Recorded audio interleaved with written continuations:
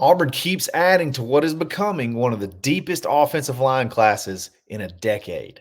In a world full of podcasts, he's the undisputed heavyweight champion of hot takes, an Auburn sports homer, master of the book, and message board legend. Get your buttons buttoned and your hats flattened because the Top Button Podcast is about to kick off. And you don't want to miss your courtside seat. Now, here's your host, Charlie 5. Yes, sir. We're back. It's another episode of the Top Button Podcast. I'm your host, Charlie 5, and we're ready to get after it. Happy Monday. And we get to start off Monday talking about another big commitment, your second commitment at that point in time, second commitment in 3 days, as Auburn adds Jacobe Ward to this already incredibly deep offensive line class. And, we're going to get into that. But before we do, we got to give a shout out to Ford Stokes with retirement results presented by Active Wealth. You want to talk about having deep pockets? You want to have deep pockets? Ford can help you get there. Check him out. Go to retirementresults.com/plan, and he can give you that customized plan to help you get those deep pockets, to help you take the wealth you've already built, earned, and you want to protect it and grow it. Ford's the guy to help you with that. Hope you enjoyed the bonus pod. He went in depth with a lot of the questions a lot of the stuff that I've been talking about on here. A whole pod dedicated to that. So check that out on the YouTube channel.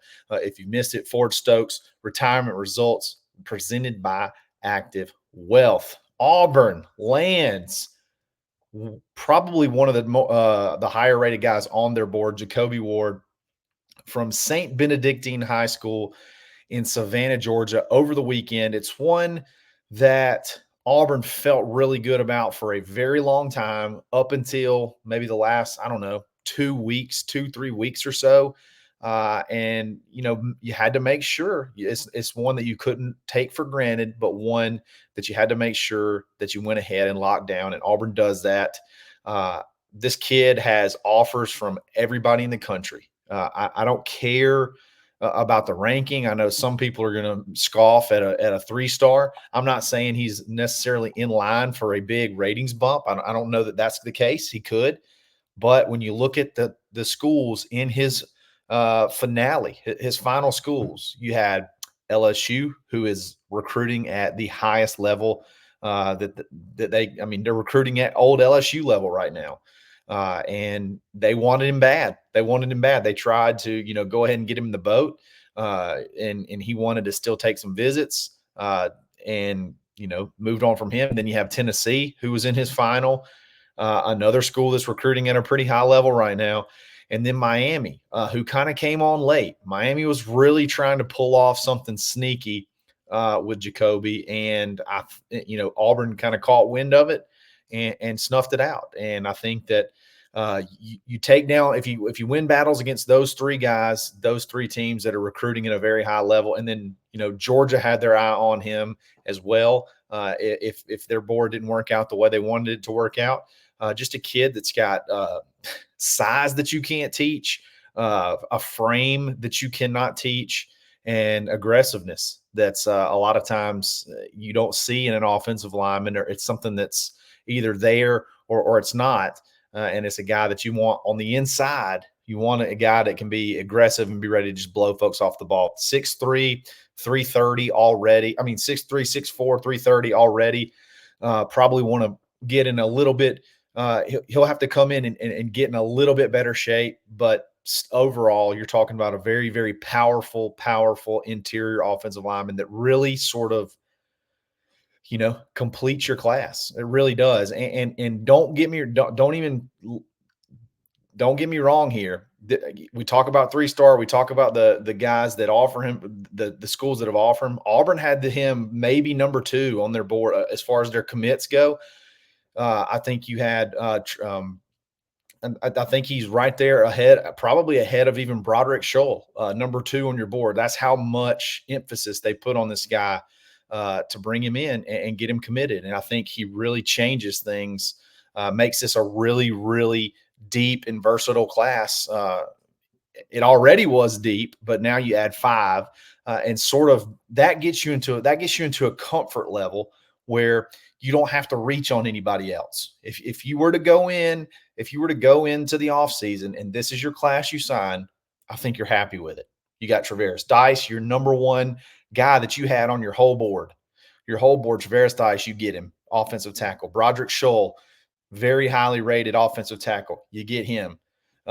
You get Jacobe Ward, which I think overall was the number two, probably the number two offensive lineman in this whole board, but definitely the number one interior lineman. You get Ty Buster, your number one center prospect that you had on the board, and then you still got Spencer Dallin, who's got great attributes, got a great frame that could possibly grow into a possibly grow into a starting position 3 years down the road, 2.5, 3 years down the road. He could, maybe see some spot time early. If he gets in and gets after it, there could be a pathway to him playing, but it'll just be a while, be a couple of years. So what do you do? What do you do now with this class? I think Auburn goes big game hunting. I think you go big game hunting, and if you don't get them, you just don't get them. So who is that? I think you still got Andrew Babalola. That you love, that Auburn's always the constant when you're talking about Andrew Babalola. Excuse me. Got a big 5-star offensive tackle, I believe, out of Kansas. I think it's down to basically Stanford, Michigan, and Auburn. You can, depending on who you talk to, it's Stanford and Auburn or Michigan and Auburn. But Auburn always seems to be the constant. So you might go you big game hunt there, try to land Andrew Babalola. If you do, I think you're done. Or you still got Malachi Goodman out there, from the kid from New Jersey, who I think Auburn's been battling. He can go pretty much wherever he wants to, but I think he's been battling. Auburn's been battling Penn State and some other schools up there for his services. And if you get him, that's another one. That's a big game hunter. That's a big game hunter ad that you could, if you miss out on Babalola, maybe you go try to get one or two of these guys. But that would be another guy at the top that you could take a shot at. And now when you have these dudes locked in, it gives you that freedom. It gives you that freedom to be able to, hey, if we want to take a shot at somebody, we can. If not, no big deal. No big deal. We don't have to press. We don't have to press on anybody. We can focus on the guys we have committed and maintain them and keep them locked in because it doesn't take hardly anything now. If the right NIL offer, the right phone call comes, it's just loyalty sort of at a premium right now because it's pretty rare. But I think having 5 guys in the boat early really lets you take a deep breath. And I'll just love what Jake Thornton's done since he's been here. I love the additions last year and in the full class, the 2024 class. I love your full additions. It wasn't a big class, but I think it filled the right needs.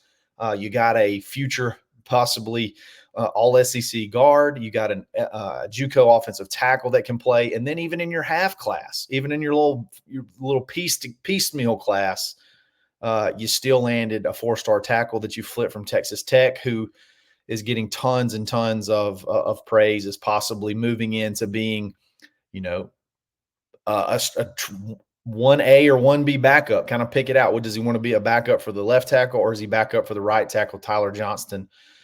They're not missing on a lot. It doesn't seem like they're missing on a lot on their offensive line. They're picking them out, and they seem like they're getting the ones they want, and those dudes are panning out. Xavier Miller's a great example, a JUCO guy that I don't even think they were expecting to play until this year. And he started last year and developed and got better as the year went on, and I think he's primed to have a big year. So if you bring in 5 guys that you feel like you've evaluated really, really hard and that you nail, man, 5 or 6 guys, depending on if you hit one of these big guys too, the trenches just continue to build. The offensive line it continues to get stronger, and it's just so refreshing to see. It's so refreshing to see, and I'm going to tell you why. And you're going to be blown away by this, but It's been 10 years, or it's been over 10 years, 2012. Okay. 2012. So that's well over a decade. I said in a decade, but it's over a decade of being of a truly a deep offensive line class. In that 2012 class, Auburn signed 12. I'm not sorry, 12. They signed seven offensive linemen, and I think five of them were 4-star guys. So that was a very, very deep class. And then it's just been a bunch of misery, a bunch of misery. You've had some success stories. You've had a Braden Smith in there. You've had some decent guys, but as far as putting together a class from top to bottom, uh, this is the most complete one in quite a while. Last year's was not bad. Last year's was not bad. You had a tackle prospect in there, and you got Edwin Favor, who I think has turned a lot of heads late. Again, Seth Willifred, and then you got your interior guys. But as far as just having a true five deep and sitting really, really good of adding a sixth, it's been at least 12 years since Auburn's had a class of this nature. And it's, you know, a lot of other schools probably look at this and they kind of laugh like, what's the big deal? Well, this is the big deal is, in that time span, Auburn's won some pretty big football games, played for an SEC championship when not really doing the correct things as far as building the lines. So when Auburn does build the lines, what could happen? When Auburn does recruit the right way, look out, I guess.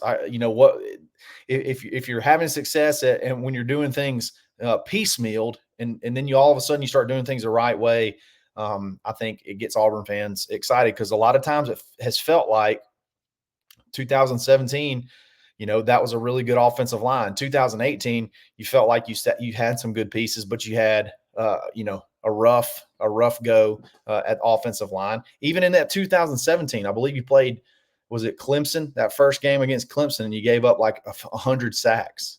It just took a while.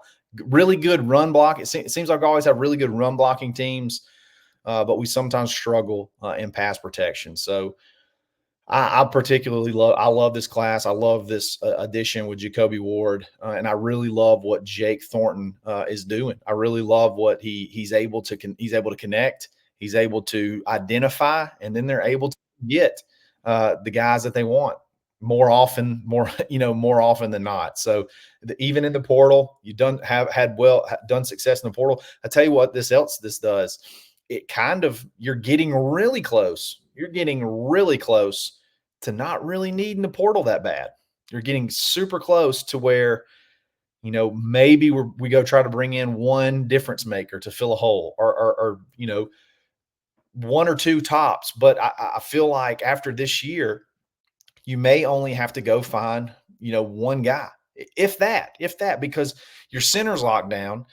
You got a bunch of young guards. You may have to go get, depending on the development of these younger guards, these interior guys, you may have to go get one interior guy, but you're still going to have Isaiah Miller again. You're going to have Seth Williford back. You're going to have Tyler Johnston at tackle. And then you're going to have some of these, young guys that can maybe get a little bit of playing time. Maybe one guy in the portal. You're sort of weaning yourself away from the portal. That was another thing that, Auburn, when you look at those piecemeal offensive line classes, you had guys like Austin Golson that transferred in. You had guys like his name escapes me. It was like a transfer from a Jack Driscoll. He ended up getting drafted from maybe an Ivy League, like a school or something like that. You had a bunch of those type of guys that came and sort of saved you from your lack of offensive line recruiting. I think you're getting away from it. I think you're getting very, very close to being able to wean yourself off of that. And that's the way you have to be. That's the way you have to build. That's the way you have to build this thing. You have to get it to where you're stacking high school classes on top of each other, building the culture, building the desire to compete versus just having to turn around and lean back on the portal every single year for 2 to 3 offensive linemen every single year. We're getting very, very close. We're getting very, very close. I mean, I wouldn't be shocked if we did not.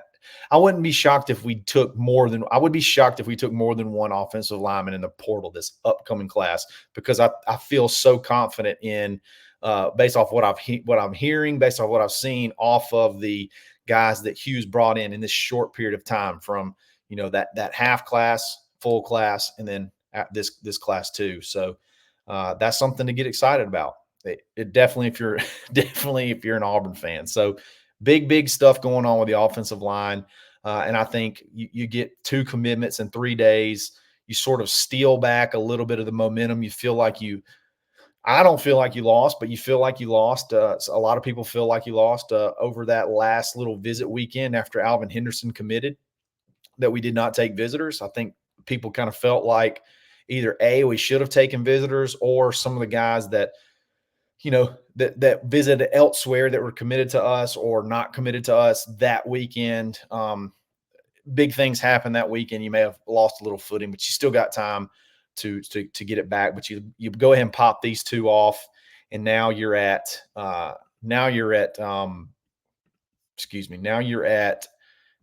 back to 16 total commits. And I still think you're going to be right on track to have that 20 before the season starts. You still feel really good about your DBs, your 2 DBs that are both got a commitments date announced for right around Big Cat weekend. Anquan Fagans and Blake Woodby. I mean, those guys are about as solid. I don't want to say solid because they're not committed, but they're as far as it doesn't seem like news is coming out anywhere that they're even leaning anywhere else. We don't even really know who's second in a lot of those, in both of those recruitments. So you still feel really good about those. I think this could be a big week. These next 2 weeks could be big for Julian Lewis, because I just don't think you can go much further. I just don't think you can go. I really don't think you can go into Big Cat weekend. You can't come out of Big Cat weekend without a quarterback commit. I don't think. I think you need to have one. I think you need to have one prior so you can build up the hype for Big Cat weekend. But I definitely don't think you can come out of Big Cat weekend without a quarterback commit. So, I mean, we're only 20 days. We're 19 inside 3 weeks from Big Cat weekend. And we got to start seeing stuff. I think we're going to start seeing stuff happen there pretty quickly. He's put out some cryptic tweets. Everybody's been in a frenzy talking about Juju Lewis. Again, I wouldn't be shocked if something happened. There was some type of finality in the next 2 weeks or so in regards to him. I think either A, he's going to flip to Auburn, or B, you're going to see us take another quarterback. And that could signify that he may be getting close to locking it down with, USC or Colorado. I just can't see him going to Colorado, but, we'll see what happens. But anyway, regardless, you've sort of gotten a little bit of momentum going back. Now these next couple of weeks, still no visits, still a dead period. But now this is when you have to really pound the phones and get that Big Cat weekend list locked in and ready for a huge weekend, because this is it. After this is pretty much getting ready for the season to start. You're getting ready to go to camp. You're getting ready to get prepared. School will be starting shortly after, and you got to, you're getting ready for the season. Believe it or not, it's that close. So big weekend, big couple of weeks to sort of build towards that. But I really appreciate you guys listening. I hope y'all had a fantastic 4th weekend, safe, a lot of fun. Hope you had a long weekend. Hope you got to take off Friday and just relaxed for the whole weekend. So I know my family and we enjoyed it as well. So we're going to be back here all week. We're going to see what happens in the headlines, see if anything jumps out, and we're going to dive into it. So if you like this video, like it. If you like this channel, subscribe to it. Get in the comments. Let me know if I missed an offensive line class. Let me know if you think you remember one that was a little bit better between this class and all the way back to that 2012 class, and we can, mix it up and get after it. But I really appreciate it, guys. Follow me on Twitter, _Charlie_5. And we'll be back tomorrow and every single day for the rest of the week. So again, another episode of the Top Button Podcast. I really appreciate it. Stay button. Thanks for listening, and drive home safely.